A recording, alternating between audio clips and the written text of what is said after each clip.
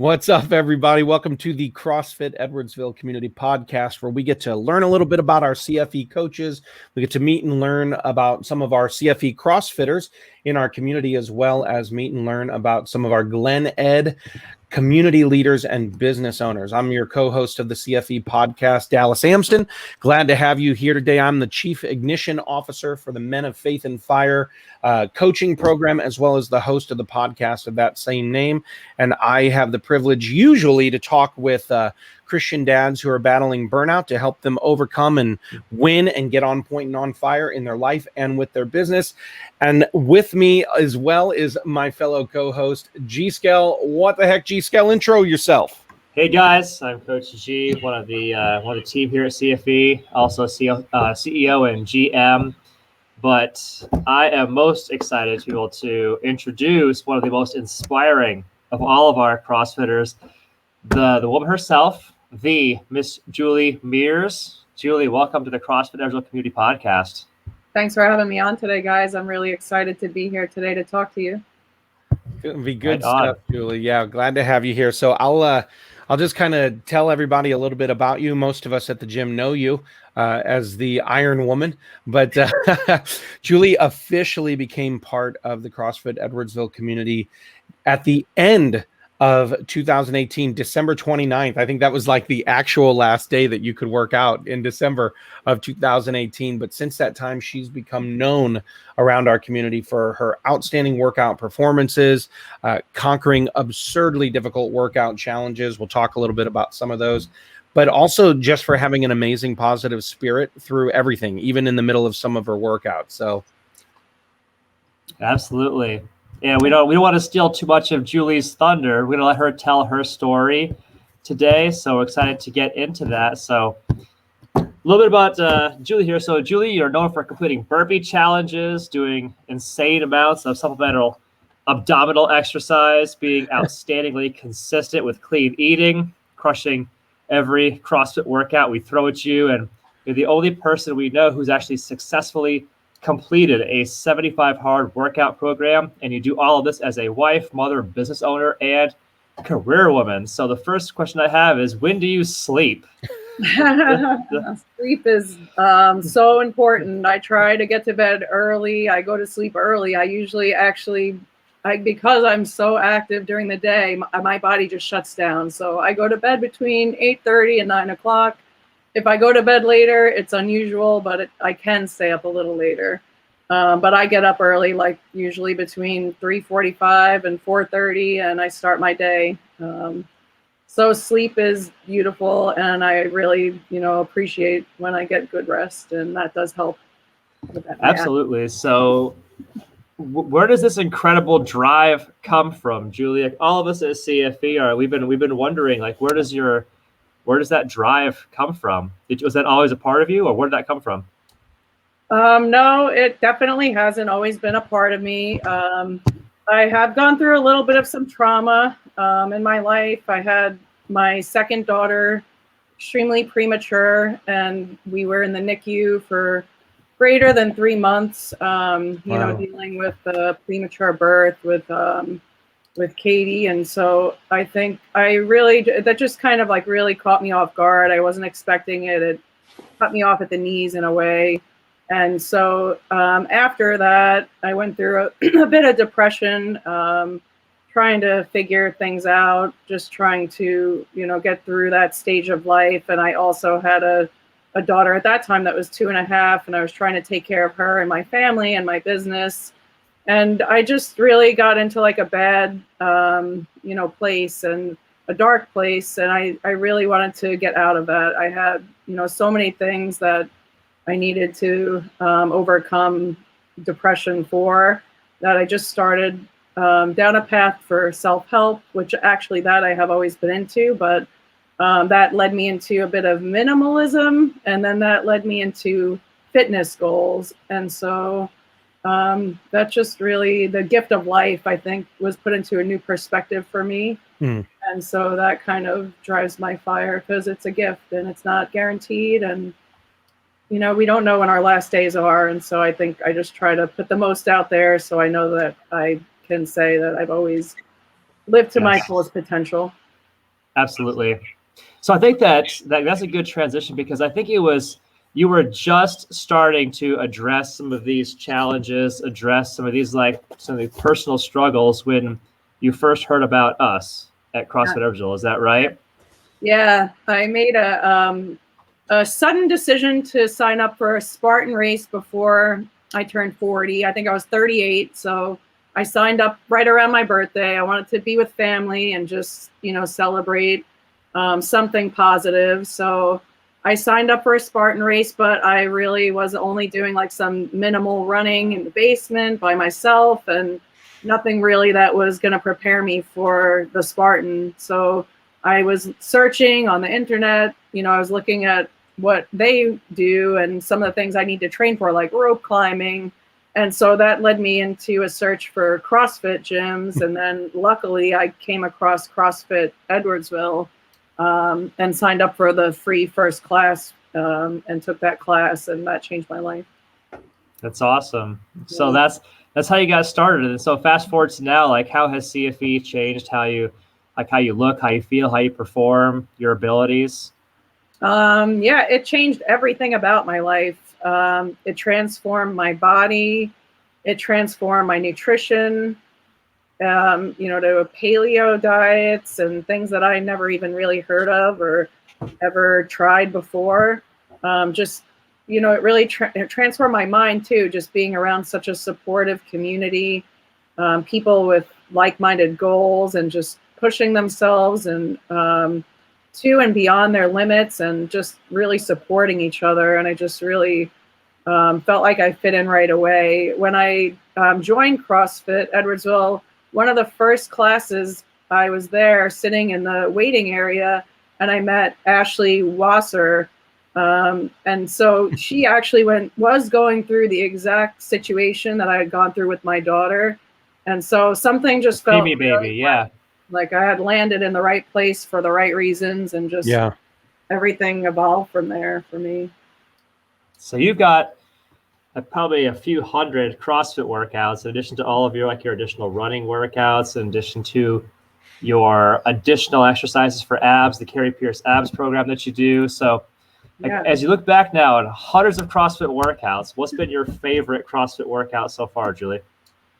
I love every hero WOD. So I love Murph. I love the whole environment around it. I really love the charity workouts that we did. So when you guys had the Fran 5K and my daughter could join me on that, I'll never forget that day. It was so cold and windy, but Vicky Beaver was there with her family, and we just had such a nice day and just really were there for the right reasons. And just like any hero workout, I did another one with my daughter this past weekend at a local CrossFit gym in Columbia.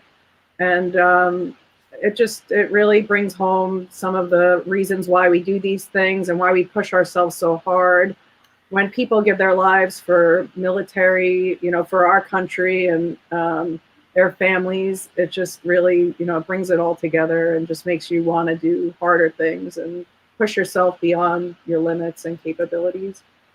So this is great because we want to learn more about like the woman behind the CrossFit, or like the Julie outside the gym. So I think I'll let Dallas take lead on this one. You had referenced your daughters who are now going to do some of the workouts with you, Julie. Yep. So I'll sit back and Dallas, let's get to know more about Julie the person now. Well, sure. So Julie, I guess one of the main questions to start with is just tell us a little bit about your upbringing and your childhood, where you're from, what family life was like, and really any special memory that kind of shaped you as a person. I grew up far away from here in New York. I was born and raised in Long Island, and so I knew it. That accent. I've always wondered where in the East Coast you were from, Julie. How did you know? What was it? I could just always tell, just in our communications. I'm like, man, East Coast. I can't quite tell if she's from one of the 5 boroughs or where, but she's somewhere East Coast. You can't get that stuff out. You could try to downgrade it a little bit, but it always comes out, especially if you're mad or exciting times. And We say things like dog and and that does come out sometimes, but especially the Long Island accent's very thick. Yeah. And I'm going home to visit this weekend. So I love where I'm from, and I'll never forget my upbringing. My parents, my mom and dad are both still alive. My mom still lives in New York. My father lives in Florida. My upbringing was really close to the water. I love and miss the ocean more than anything. That's where my roots are. I grew up about 5 minutes away from where we kept our boat. My dad was the captain of our boat. He brought us all over the East Coast to different vacation locations. So I grew up in and around the water, and that is really what I love. So I kind of miss that, being really in this area. But sorry about that. Mississippi is a poor substitute. The awesome bagels and pizza and Italian food are my other, things from home that, that just really make you feel good when you think about them. But Sure.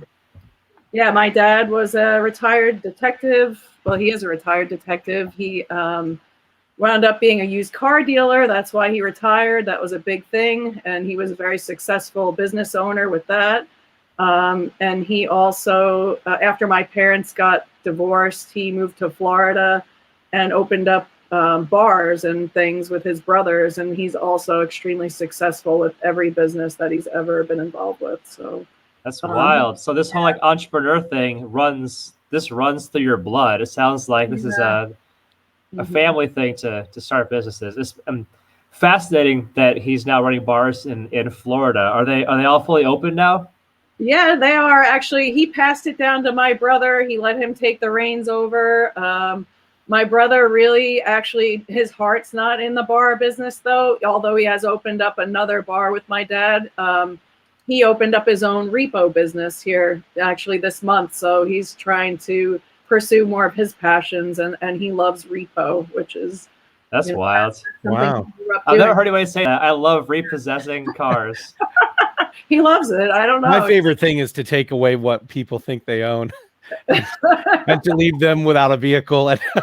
It's horrible, but you like what you like, I guess.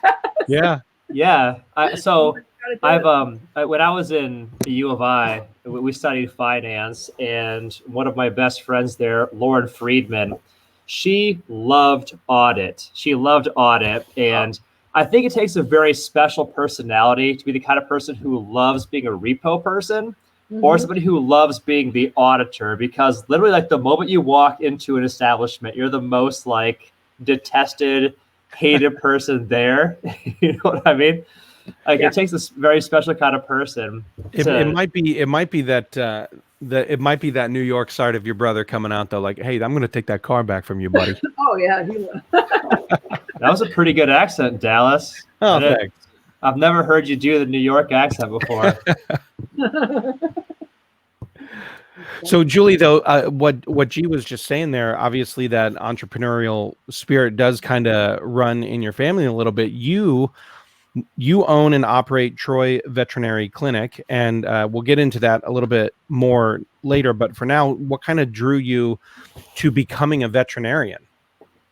And was that something you always knew you wanted to be, or when did you know? Yeah, from a very young age, I always loved animals. I always was carrying around the family dogs. I was always the one trimming their nails and giving them haircuts and bringing home injured rabbits off the side of the road, and just always was passionate about any animal, talking to animals. I think I learned that from my dad. Like when you talk to your animals and then you talk back for them, that was something that was just normal in our family. So, Dr. Doolittle type stuff. Sure. I think I just it just was a passion from early on. And I always said I was going to be a veterinarian from a young age. Okay. And ultimately, was the path that I went down. And, it's been very good to me. It's been a life passion, a dream come true. Well, tell us, that's very cool. I shifted what I wanted to be several times as I was growing up. So the fact that you kind of knew that and actually steered in that direction, very cool. But tell us about now. Like, tell us a little bit about your family now. How many pets do you have? Your husband? All of those things. We've kind of asked who you were. Now let's talk about who you are. Yeah, now I am a mom, I am a business owner, I'm a wife, I have a husband who's a veterinarian as well, and he has a veterinary clinic, Shiloh Veterinary Clinic, who he actually just opened up a new office down in Shiloh. It's a beautiful, I call it like the hotel clinic. He worked in a strip mall for several years, 10 years, and then finally just moved to a standalone building. So that's been extremely successful here, and it's just recently opened. So I'd say it's about 4 months old right now. So I'm really proud of him for all the hard work and dedication that it took to get to that point and for him to open that place. And, I'm just really proud of him for all that. I have 2 daughters. Sorry if you want to say something there. Hey, go ahead, please. Yep. No, I have 2 daughters, 4-year-old Katie and 7-year-old Haley. And they are, I say, my bosses. And I guess they learned from having parents that are also, bosses. And so now they boss us around. And I'm like, I don't know where this is coming from, but I guess I do. But they're awesome kids. And I just would do, the whole world revolves around your family and your kids. And, that's my life. I just love to be a role model for them, and whatever I can do to support them and help them grow into the people that they want to be in their life. That's really my goal for my own life. Just to I think you're being an excellent role model for them. I think it's awesome, I think, for our kids to actually see us doing the fitness and being consistent and making it a lifestyle, because then whether they like adopt it fully at this phase of life or not, like it plants that seed in their mind that fitness is something that is normal. Yeah. It's something that is worth the time, worth the energy, and that they can do it. They see, their female role model, you doing that. I think it's awesome that you're setting that stage for them, because something that Julie and I had talked about earlier today before we were rolling tape was that neither one of us grew up in a household where like fitness was a thing, really. Like our folks didn't do fitness. I don't know about Dallas and his upcoming, but this was not my parents were pastors, so we were always at the church. So we were doing like spiritual fitness. There you go. Which is a thing. And just on Monday, after I wrapped some work stuff, Lex and my oldest Lex, he and I went on a bike ride for almost 2 hours, and that's awesome. It was one of the other thing too in those shared moments. We weren't talking about video games. It wasn't a bunch of just like big brother beating up on his little brother stuff. It was he and I connecting over something that was healthy and fun and energy inducing and all of that. So I think those sorts of things are a good example for kids. Oh, yeah. I think it's so cool to see like Julie's out there running and she has her daughter right there next to her doing the hero workout. That is so cool. So, Julie, just another question for you here really quickly with regard to your personal life a little bit. You mentioned you're going from 3:45 in the morning till 8:30, 9 o'clock at night, crashing out, working out, running the business, taking care of your family, doing all of those things. Do you have any hobbies outside of exercise? And if so, what are they and what do you love about them? Oh yeah, of course. Well, you asked about what animals I had earlier, and I never really got to that. But I have 2 ponies, and horses are one of my passions. I was always a horseback rider growing up. That was my sport, I guess. I don't know that that's a major sport, but I thought it was. Yeah. And so I want to pass that on to my daughters. So I have ponies because I want them to learn about the hard work that is involved with that. And that is hard work because I'm outside twice a day scooping horse manure. Yeah. After I run, then I come home, I clean up the ponies, I feed ponies. When I come home, I also go back out and do that whole routine again. And so that's a big hobby, but I do it because I love it. And so, horseback riding is one of my hobbies. I like art. I like to paint. I'm not a very good artist, but my grandpa was a great artist. And so he's one of my, biggest inspirations really in life. He was a good role model, always such a kind-hearted man and just somebody I really respect. And so I like to paint just to, relax with my kids. I enjoy that. That's great. Yeah. Yeah. And right on. Well, and we'd love to find out a little bit more about you and your business and things like that. But I'm going to go ahead and toss it to G and let him kind of find out a little bit about Julie, the career woman, the entrepreneur, all of those elements of who you are. So G, go ahead. Yeah. So, for me and Dallas being entrepreneurs ourselves, like we know that your business is often your baby, it's your life's passion, and like you're running Troy Veterinary Clinic. So tell us about how, do you guys ever call it TVC? You guys ever abbreviate it? Yeah, that's what we call it. So tell us about TVC and how it came to be. Like, share the origin story with us. Well, I bounced around in veterinary jobs. I started, working in a larger animal hospital surrounded by multiple veterinarians. I did some relief work at different clinics. I worked in shelter medicine. I never really found my place in any of those clinics that, felt like home. And my husband is really the stronger entrepreneur in our family, and he really pushed me in the direction of ownership. But what happened is I just wound up looking at real estate for rental property in Troy, and I landed on this old used car dealership of all places, and it had 90 parking spaces, and it made me think of my dad, and it just was a bank sale, and it wound up being affordable somehow, and I was able to buy that property, and so I was able to start Troy Veterinary Clinic from scratch, basically.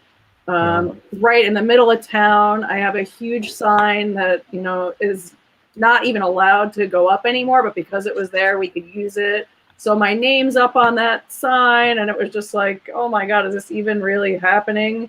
I was so nervous doing it, though. I did not know what to expect, but I was wildly accepted in the community, and just really did well, and have been growing slowly ever since we opened, and just growing with experience as well as, business wise. That's amazing. When was that? When was TVC born? August 2011. August 2011. Gosh, now going on 10 years. That's amazing. That's great.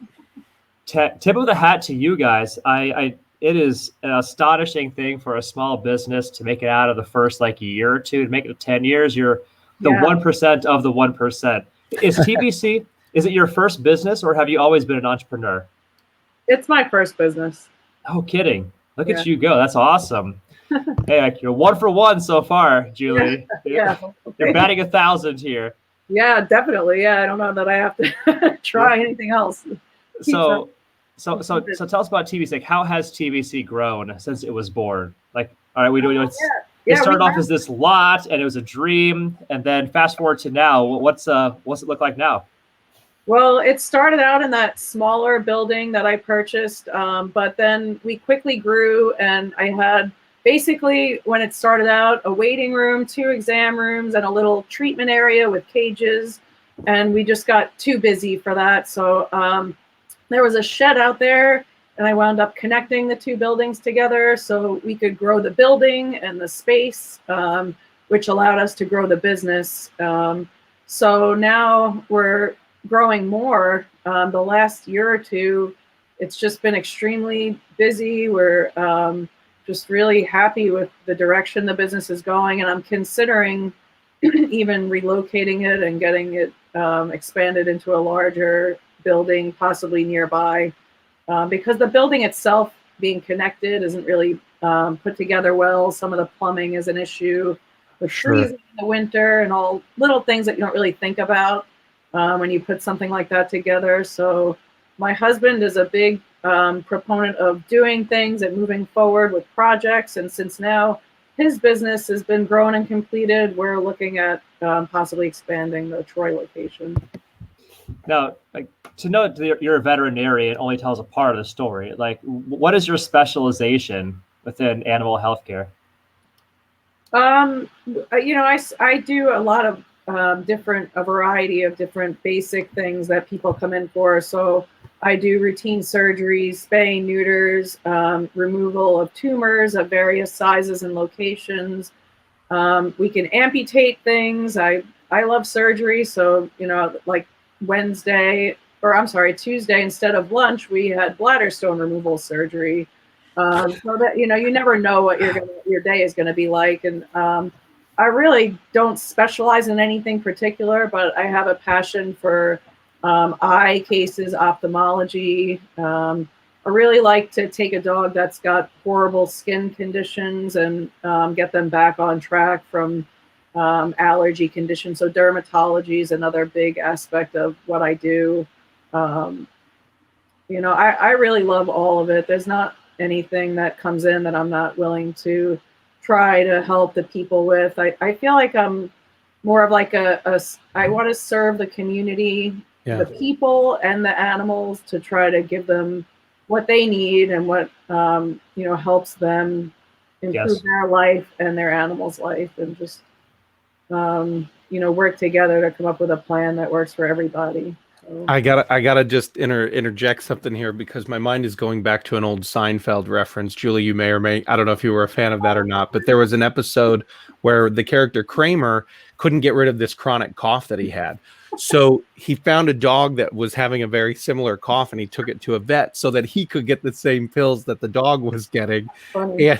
And Jerry was like, "Why didn't you go to a regular doctor?" And he goes, "Regular doctors are limited. I'd go to a vet any day over a regular doctor. They got to cure a chicken, a cow, a horse, a dog, a cat, all in the same day." Yeah. Anyway, that's what you were just saying there reminded me of that. I know it's totally off topic, but I'm over here cracking up and needed you all to know why. I love it. Yeah, me too. So we've touched on this a little bit, Julie, but like, is there any more to the vision for TVC going forward? We know you possibly expanding to a new location. Anything else? Anything else you can share with us about the vision for TVC? Really, it's just I want to make it a place where the staff is really knowledgeable. I would like to possibly have another doctor join us so that we can offer more times and just basically see more appointments, do more surgery, just do what we do best, and help more people in the community. Got it. What are the greatest challenges you have as a veterinarian / entrepreneur in the vet space? Yeah. The biggest challenges really, I think, are probably the financial burden that animal care has on people, because they have to, pay for everything. It can become costly. And so not everybody can afford to do the same level of care in every situation. So we really have to tailor that to the individual and help them with, financing, what their options are. They're limited. We try to guide people into pet insurance to help offset the higher cost of pet care. That's a really big struggle. So, we try to present everything up front to people so that we can work something out that works for the family and individual basis, how each animal presents. Absolutely. Yeah, that's probably the biggest struggle. And then for me personally, it's finding, the line between becoming too friendly with your staff and being a boss, because I love people and I just, I feel like they're my family. And so I struggle with that personally, just, trying to find that balance. Balance is hard. What excites you the most about the clinics or your work? I think the variety of what we do every day. No day is the same. I love being on my feet. I like to be moving around, and just surgery is really a passion of mine. And I love to just, do different surgical cases. So tumor removals, I really enjoy the challenge of that. Those are some of my favorites. So we have a handful of questions that have been sent to us by some of our CrossFitters. And I think that Dallas and I can alternate on this one. Dallas, but why don't you take it from here? Sure. Well, hold on. I've been so busy moving people around. Let me find my quote. Why don't you take the first one? I'll be ready with the second one. I got it. So our good dude, Tez Harden, law enforcement officer from the evening classes. I don't know if you guys even cross paths, maybe on Mondays, workouts when you do evening workouts, but he liked to know why you chose CrossFit over other gyms. And what doing CrossFit, like what made it you step up and add 75 hard, that 75 hard challenge by Andy Frisella to the workouts. So I guess 2 questions there. Yeah, well, the CrossFit and the Spartan races really, cross paths for me. Just training and finding something difficult to do that, has different movements that just a regular weightlifting gym wouldn't have been, enough. And there's no obstacle courses locally that I really also like mountain climbing. Is that what it's called when you do the walls? Yeah. That once, but there's no local gyms for that. So, CrossFit was just available. And once I joined, I just love it so much. It's more of a passion for me than the Spartan is. The Spartan's more of a hobby and just another side challenge. But the CrossFit, I just love it. The barbell movements and all the things that we do with strength and gymnastics. There's just so many things that challenge me. In ways that I've never been challenged before I joined CrossFit. So it's a passion. And 75 hard, I think, is more of my addictive personality to checking things off a list and being accountable and just seeing each day go by and having a reason to keep doing things, because sometimes it gets boring. And 75 hard helped me start reading books again. I was leaning on maybe audiobooks, and now I'm reading, regular books, which is really nice. I was already doing some of the things for 75 hard anyway. Yeah. I wanted to stop drinking, and so being sober for 75 days had a lot of appeal, which is one of the main reasons I did 75 hard. But I really enjoyed it overall, just being outdoors in like 0-degree weather for a week, doing things that I would never have done if I wasn't on 75 hard. Definitely made me grow.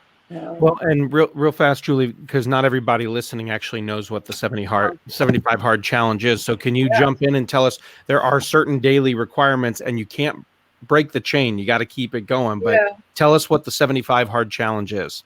Yeah, 75 hard was put out there by Andy Frisella. I think he's the CEO of Supplement Superstore and First Form company. Yeah, First Form. So his challenge that he put out and that he also does himself is 2 45-minute workouts. One has to be outdoors. They can't be back to back. They have to be like separate times of day. You can't drink. You have to follow a diet, any diet of your choice. No cheat meals. And read 10 pages of a book. Take a picture of yourself, a progress photo every day, and drink a gallon of water. Yeah. That's the hardest one. That was the last one to check off almost every night for me. Really? The gallon of water? I had a major routine. Like I was very regimented with getting everything checked off, and I was happy when everything was done early, but that water was a killer. That's wild. And a heck of an accomplishment. To do all of these things, all of these rituals every day. So major tip of the hat to you. Yeah. Nels has our next question here as well. Yeah, we've got one from Robbie Sullivan, and she said, I'd like to know if you have any systems to help maintain focus on your goals. Perhaps a vision board, paper planner, app, something. What is the system or way that you maintain your focus on your goals? I am just super consistent. I don't really have a vision board, but I think they're cool. I did put like the Power Abs calendar up for a few months when I was doing Carrie Pierce Power Abs, and that was another thing I could X off 30 days. And I wound up doing that for 120 days, so I was happy about that. Now I kind of fell off. Well, she had asked a couple other questions within that too, so I'll kind of double down on the rest of what her message was what tips do you have to keep your goals at the forefront of your mind? You said you have that consistency as a strength, it sounds like, but what do you do to keep your goals at the forefront of your mind? And then also she wants to know, what do you eat in a day? Yeah, that's a big thing. Accountability is huge. So I've been doing nutrition challenges, but also when they're over, I stick with the nutrition coaching because it holds me accountable. I enter all of my food into my Fitness Pal. I weigh my food. These are really tedious things that I never did my whole life before I met the coaches and the nutrition coaches at CrossFit Edwardsville. I didn't even really realize that anyone would really do something like that. My family thinks I'm a little crazy. I get weird comments all the time from them, but I stuck with it. I don't care. I just ignore it. I'm the brunt of the joke. It's fine. I weigh my food. I put it on my Fitness Pal, and I check in, every day with a journal, a food journal. So I have targeted macros, and just really the coaching and the accountability has been a huge influence on keeping me going with that. And I enjoy it. I enjoy the food I eat, and I enjoy the lifestyle, and I enjoy the results. So it gives me more energy, and I probably have enough energy, but it does make me feel stronger when I do my workouts. I'm sure in what you do in your business too, it helps with mental focus and mental clarity. Yeah. You gotta stay on point, especially if you're in some form of surgery or something. Yeah. We got another question from Randy Lemon. You want to take that? So Randy Lemon wants to know what drives you to push yourself consistently without faltering.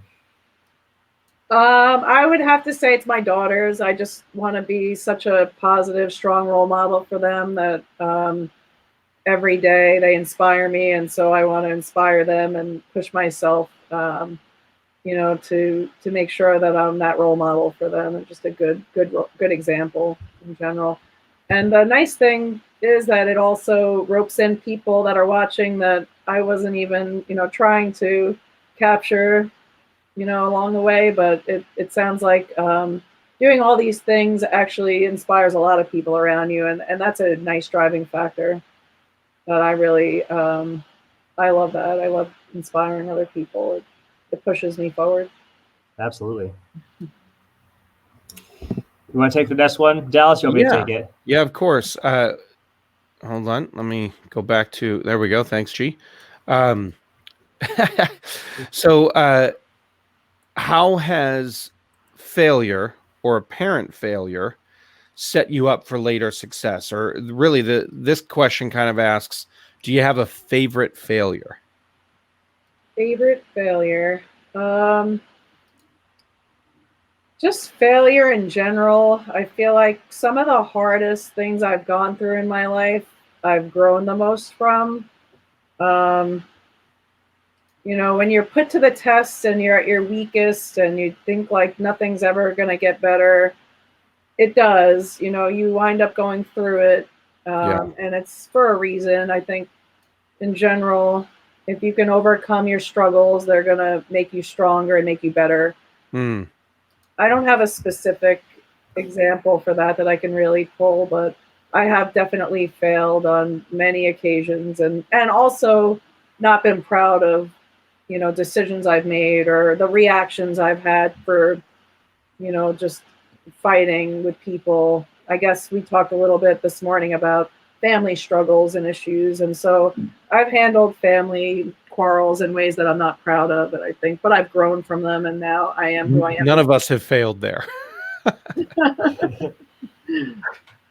Probably more than once on this side.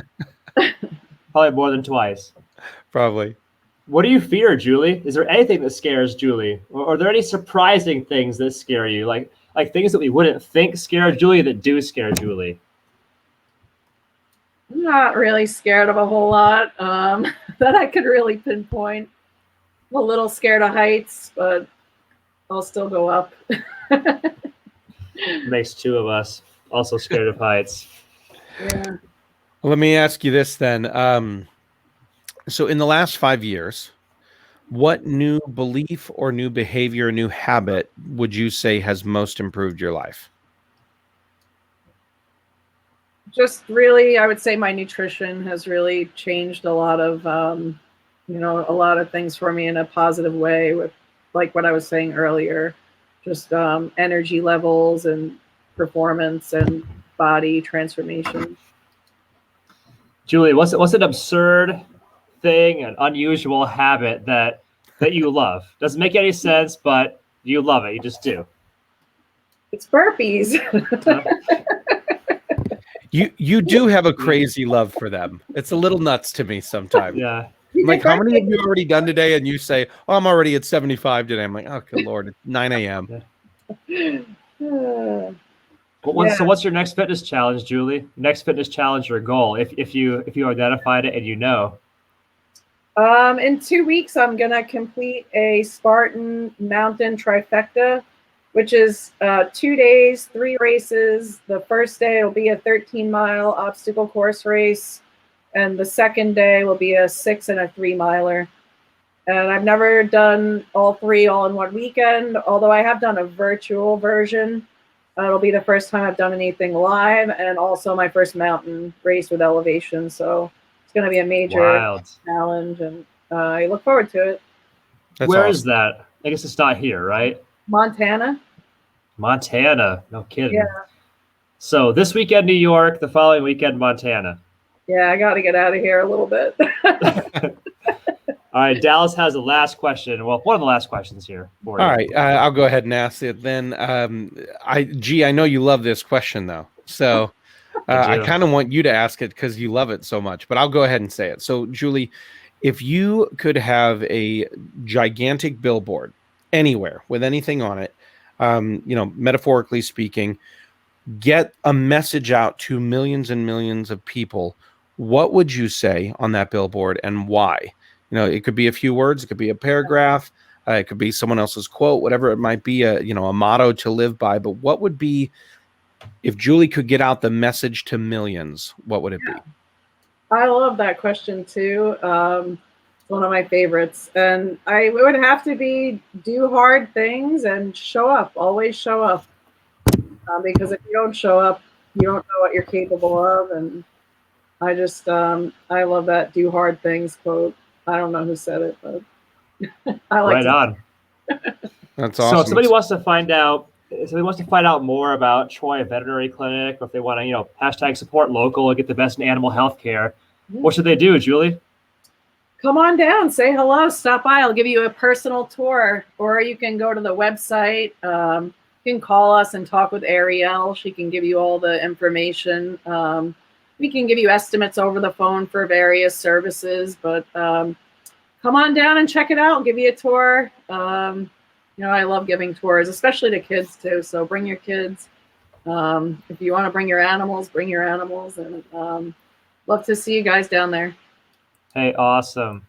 So Julie, on behalf of all of us, great big thank you to you for coming to join us for the CFE Community Podcast. It's been a lot of fun. I also want to say a great big thank you to Dallas, my co-host here, for joining us today. I hope you guys have an amazing rest of your day, and we'll see you guys in the next episode.